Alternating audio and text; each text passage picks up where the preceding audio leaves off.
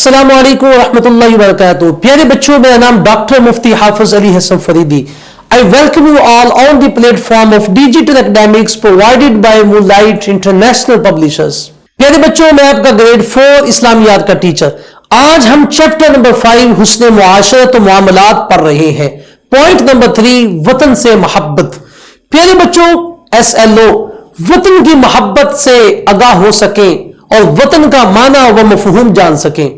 پیارے بچوں، کیا آپ کو معلوم ہے کہ وطن کا معنی کیا ہے؟ پیارے بچوں، وطن اس جگہ کو کہتے ہیں جہاں انسان رہتا ہے، جہاں وہ پیدا ہوا ہوتا ہے، جہاں وہ بڑا ہوا ہوتا ہے.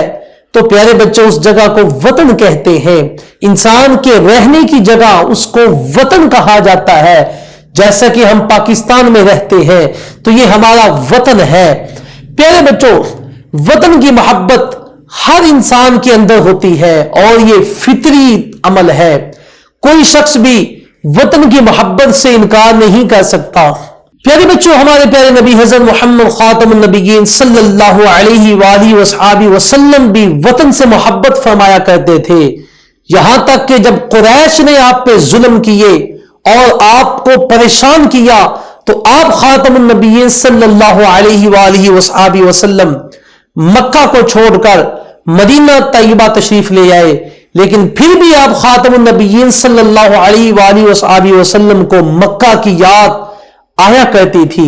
حضرت سیدنا بلال رضی اللہ تعالیٰ عنہ فرمایا کرتے تھے، کاش ایک وہ رات ایسی آئے کہ جب میں مکہ کی وادی میں رات گزاروں.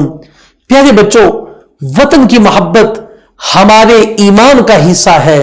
پیارے بچوں، جب ہمارے پیارے نبی حضرت محمد خاتم النبیین صلی اللہ علیہ وآلہ وصحابہ وسلم مکہ کو چھوڑ کر مدینہ میں تشریف لائے تو آپ خاتم النبیین صلی اللہ علیہ وآلہ وصحابہ وسلم نے فرمایا، اے مکہ، میں تمہیں چھوڑنا نہیں چاہتا تھا مگر تیرے رہنے والوں نے مجھے یہاں رہنے نہ دیا. صحیح بخاری حدیث نمبر 3926. پیارے بچوں، ہمیں چاہیے کہ ہم اپنے ہم وطن لوگوں کے ساتھ ہر تفریق سے بالاتر ہو کر مثبت تعلقات بنا سکیں. ہمیں کسی کے ساتھ ناراض نہیں ہونا چاہیے، ہمیں کسی کے ساتھ دشمنیاں نہیں لگانی چاہیے، ہمیں کسی کے ساتھ ظلم نہیں کرنا چاہیے. پیارے بچوں، آج کا ہمارا یہ لیکچر ختم ہوا. اگلے لیکچر میں پھر ملیں گے. اپنا خیال رکھیے گا. اللہ حافظ.